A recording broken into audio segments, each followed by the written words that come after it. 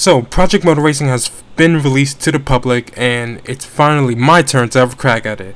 What's going on, everybody? It's Magnus, and today I'm here to find out what's really going on with Project Motor Racing. For disclaimer's sake, I am using a controller on the base PlayStation 5.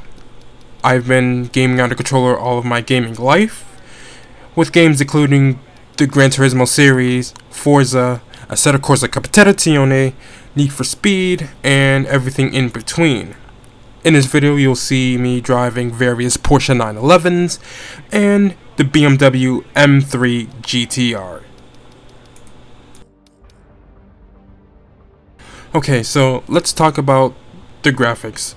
First, I don't think that this game looks particularly bad. I do think that Assetto Corsa Competizione looks marginally better than this, though, even on the base PlayStation 5 in some areas. The sound, I think Project Motor Racing does a better job with the sound.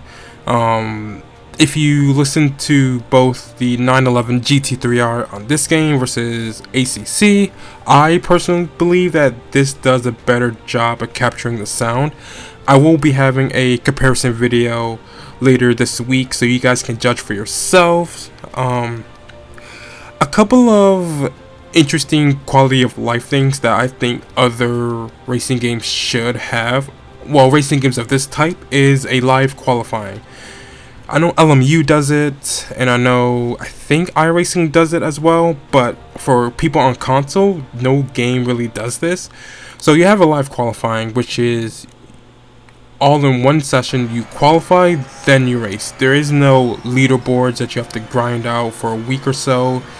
You pretty much go into practice, and then once you're done, once the group is done practicing, you go to the qualifying session, and then once the qualifying session is over, then you go to the race events. Now, I wish more console sims had this.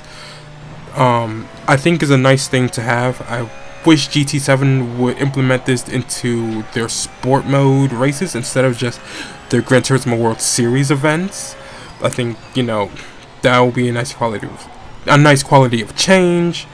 And the license test. Now, in theory, the license test is supposed to pair you up with people of your own skill level. Like, it's obvious skill-based matchmaking, but I think once the servers go live, I want to see if it really works that way myself. So what you have to do is you have to complete 8 laps of Lime Rock in a Mazda MX-5 Cup car. Once you completed 8 laps under 8 minutes 30 seconds overall, it will assign you a division and a rating. And, that's supposed to, again, match you up with people of your similar skill level. But only time will tell if that's how it's actually going to work. The multiplayer is not available to play at the moment because the servers are not working. But we'll get to that in a little bit. Here's where I have the issues, or I guess many people have issues with this game. Now, let's move on to the more pressing matter: how the cars handle. It's very weird from where I'm coming from. It reminds me of how the handling was for ACC when I first tried it, and it reminds me of Gran Turismo 7 Year 1, where the cars tend to die in certain situation. And what do I mean by that is that once the car's back end steps out, it's nearly impossible to catch it. No matter how fast I reacted or how skilled I am, it always seemed to be, once it goes, there's no coming back from it, and that really, really annoys me. And that is what I can assume many of you guys felt as well. When you either you've seen gameplay or you've even experienced this yourself. Now, it could be the case of my controller or my car setups, but still, even then, taking a corner reasonably, it still feels like you're on a knife's edge of just losing it time and time again. There also is no proximity radar and no damage diagram to let you know what's going on, who's around you, what car part is damaged or not. So it really feels like a lot of this stuff really is either they just have not properly tested it yet, or I have no idea like what they're thinking at the moment, right?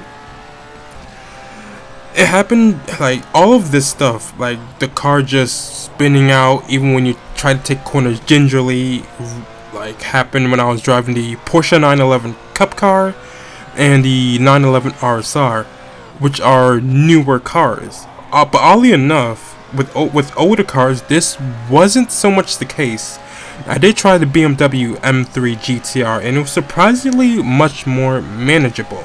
So I assume it has something to do with my controller settings, or how the car was set up.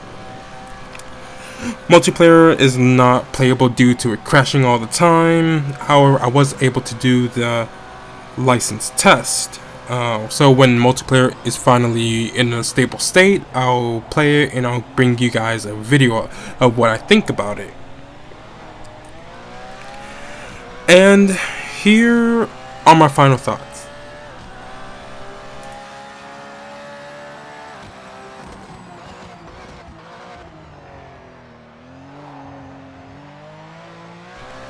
But yes, here are my final thoughts. Project Motor Racing has everything that I've wanted in Gran Turismo for a long time. From the split multiplayer playlist, like the social and ranked playlist, with an amazing car list consisting of not only modern GT cars but legacy ones as well. Legacy cars that we haven't seen for a very long time, like the Panos GT1, the Lotus Elise GT1, and so on and so forth. A starter track list with bangers such as the Nürburgring Nordschleife, the Mount Panorama, and Zolder, and some ones that I'm not familiar with, like Silverstone and Donington. It's really unfortunate that the handling, the physics, and the AI are not up to par with the standards for modern racing games. But as those other titles I've mentioned before, like Assetto Corsa Competizione and Gran Turismo, they didn't start off well either. But it's because of the massive hype surrounding this games and the devs using the terms like revolutionary. I think that is why I think that's why people are so outraged by this, because they expected something that no other sim has done before, or a sim that's better than all the others. But with titles such as Battlefield 4, No Man's Sky, Cyberpunk 2077, and Need for Speed Rivals were all bashed for not working properly at launch, or not having the promises that the devs had, stated in their press releases and trailers and stuff like that. Particularly, both No Man's Sky and Cyberpunk 2077 had major backlash for this. However, they were able to turn themselves around and are now regarded as some of the best comeback stories in gaming. Now, only time will tell if the dev team will put their backs into redeeming themselves. But until then, we have to wait and see what happens with this title.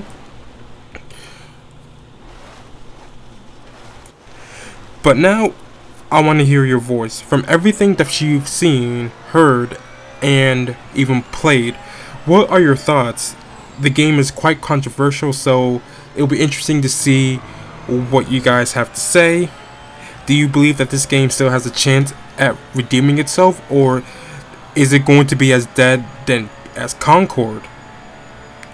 Throughout the rest of the week, I'll be showcasing more career mode gameplay with different cars, different tracks. If you guys enjoy this video, please like and subscribe for more racing content. And last but not least, happy holidays. Stay safe, and I'll see you guys in the next one. Take it easy. Enjoy the rest of the gameplay.